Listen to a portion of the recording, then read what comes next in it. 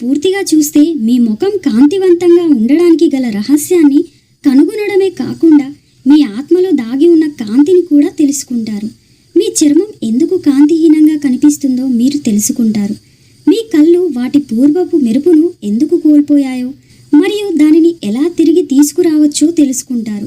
క్రీమ్తో కాదు, ఫేషియల్తో కాదు, కానీ మన పూర్వీకులు ఓజోన్ సూత్రం అని పిలిచే ఒక పురాతన శక్తి సంకేతంతో, ఒక సాధారణ వాస్తవంతో ప్రారంభిద్దాం. ప్రతి ఒక్క వ్యక్తి తేజస్సుతో జన్మిస్తాడు. అది తేజస్సును తెస్తుంది. ఈ తేజస్సు కేవలం రూపానికి సంబంధించినది కాదు, అది మీ గుర్తింపు యొక్క శక్తి. కొంతమంది పిల్లల ముఖాలు ఎందుకు ప్రకాశిస్తాయో మీరు ఎప్పుడైనా ఆలోచించారా? వారు రోజంతా ఎండలో ఆడుకుని అలసిపోయినా వారి తేజస్సు మసకబారదు, ఎందుకంటే వారి హృదయాలు ఇంకా బరువెక్కలేదు. మన వయస్సు పెరిగే కొద్దీ మనం ఇతరులతో పోల్చుకోవడం, భయాలు, ఆందోళన మరియు స్వీయ నిందలతో నిండిపోతాము మరియు ఆ తేజస్సు క్రమంగా మసకబారుతుంది. కాంతిహీనమైన ముఖం అనేది నిజానికి శక్తి ధూళి పేరుకుపోవడమే. ఋషులు రూపం కేవలం చర్మం మాత్రమే కాదని, అది చైతన్యం యొక్క ప్రతిబింబం కూడా అని చెప్పారు. అంటే చైతన్యంలో ఏది ఉందో అది ముఖంపై ప్రతిబింబిస్తుంది. అందువల్ల నిజమైన అందం అనేది ఒక ప్రయత్నం కాదు, అది ఒక స్థితి. మీలోని శాంతి మీ ముఖంపై కాంతిగా మారుతుంది. మీలోని అసమతుల్యత అలసటగా మారుతుంది. ఇప్పుడు ముఖం కాంతిహీనంగా ఉండడం అంటే ఏమిటో అర్థం తెలుసుకోండి.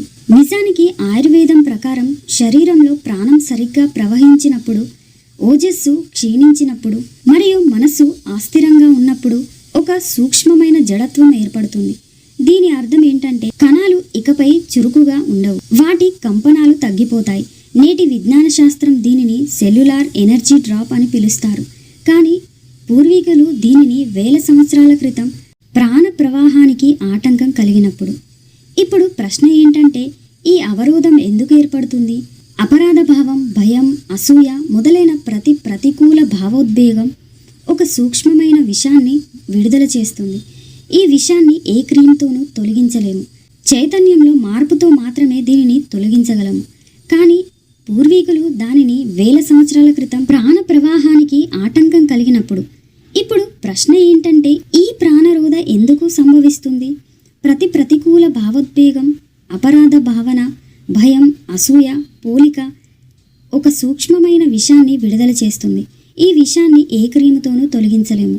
చైతన్యంలో మార్పుతో మాత్రమే దీనిని తొలగించగలము. అందువల్ల ప్రాచీన భారతదేశంలో అందం కేవలం బాహ్యమైన విషయం కాదు, అది ఒక ఆధ్యాత్మిక సాధన. స్త్రీలు చందనం ముద్దను కేవలం తమ చర్మానికి మాత్రమే పూసుకునేవారు కాదు, వారు దానిని శరీరం యొక్క శక్తిని సమతుల్యం చేయడానికి ఉపయోగించేవారు. శరీరంలోని అగ్ని శాంతించినప్పుడు బయటి చర్మం చల్లగా, మృదువుగా మారుతుంది. అదేవిధంగా పసుపును సూర్యునికి ప్రతీకగా భావిస్తారు. పసుపులో జీవాత్మ ఉంటుంది, కానీ పసుపు ఒకటే శరీరాన్ని వేడి చేయగలదు. అందువల్ల పూర్వకాలంలో మహిళలు సూర్యచంద్రుల శక్తులను సమతుల్యం చేయడానికి దానిని చందనం లేదా పచ్చిపాలతో కలిపేవారు. ఈ కలయిక శరీరంలోని ఓజస్ను స్థిరీకరిస్తుంది మరియు ఓజస్సే కాంతిగా మారే మూలకం. ఈరోజు విజ్ఞాన శాస్త్రం కొలాజన్, యాంటీ ఆక్సిడెంట్లు, విటమిన్లు అని చెబుతోంది. కానీ మన ఋషులు ఇలా అనేవారు: ఓజోన్, ప్రాణం మరియు మనస్సు, ఈ మూడు కలిసినప్పుడే అందం శాశ్వతంగా ఉంటుంది. ఇప్పుడు వినండి, రోజులో 3 సమయాలున్నాయి. ఆ సమయంలో మీరు మీ ముఖంలోని శక్తిని మార్చుకోవచ్చు.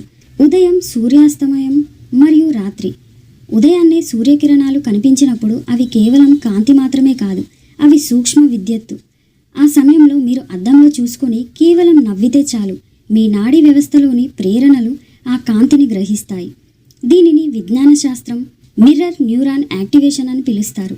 మీ మెదడు ఆ చిరునవ్వును నిజమైనదిగా గ్రహించి సెరటోనిన్ను విడుదల చేస్తుంది మరియు ఈ రసాయనం ముఖానికి రక్త ప్రసరణ పెంచుతుంది. ఋషులు దీనినే చిరునవ్వు అని పిలుస్తారు. ఆధ్యాత్మిక అభ్యాసం రోజును చిరునవ్వుతో ప్రారంభిస్తారు. కేవలం 3 సెకండ్ల నవ్వుతో మీలోని కాంతి తిరిగి రావడం మొదలవుతుంది.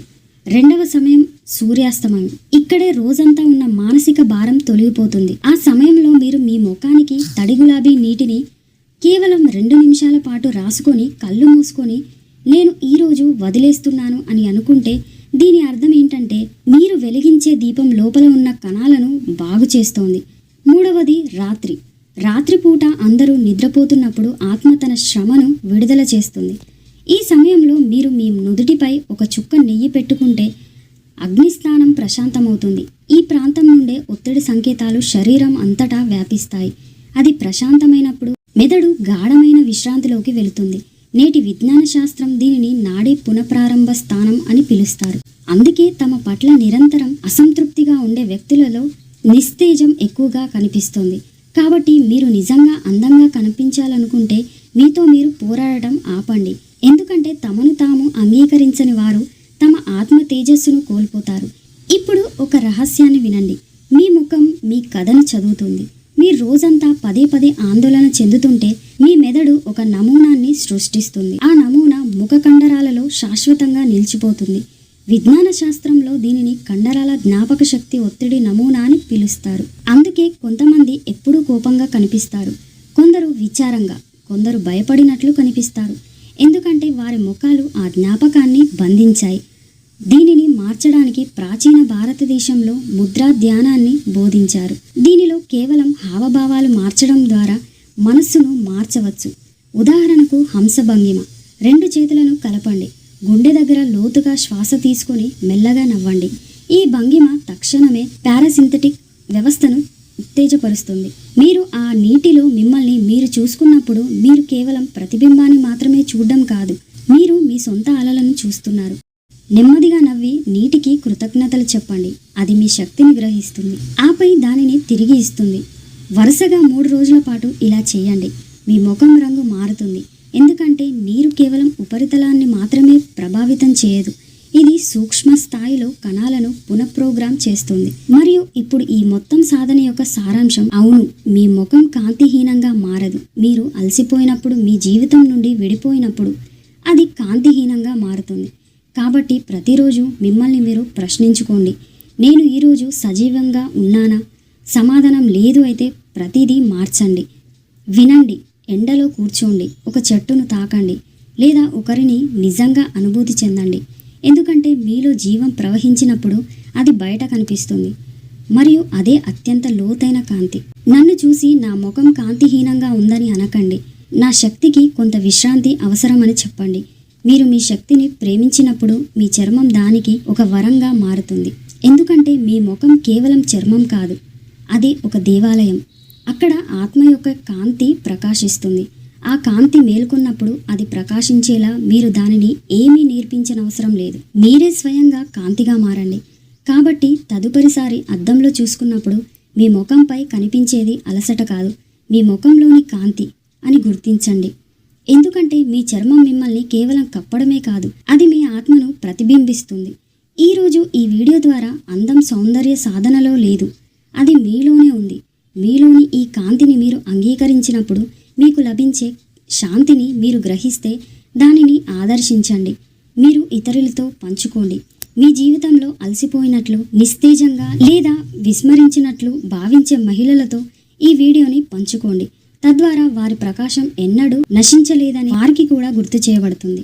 ఈ వీడియో మీ హృదయాన్ని తాకినట్లు, మీకు కొంత శాంతిని లేదా ఒక కొత్త దృక్పథాన్ని అందించినట్లు మీకు అనిపిస్తే దాన్ని లైక్ చేయడం మర్చిపోకండి. ఎందుకంటే అది మీ ఆమోదానికి సంకేతం. మరియు మీరు ప్రతివారం మీ అంతరాత్మను మరింత లోతుగా మేల్కొల్పడానికి మరిన్ని పురాతన రహస్యాలు, మరింత స్వచ్ఛమైన జ్ఞానం కావాలనుకుంటే మన ఛానల్ని సబ్స్క్రైబ్ చేసుకోండి. ఎందుకంటే ఇక్కడ ప్రతి వీడియో కేవలం చెప్పడం గురించే కాదు, అనుభూతి చెందడం గురించి కూడా. నెమ్మదిగా ఒక లయలో నేను కాంతిని, నేను తేజస్సును అని చెప్పండి.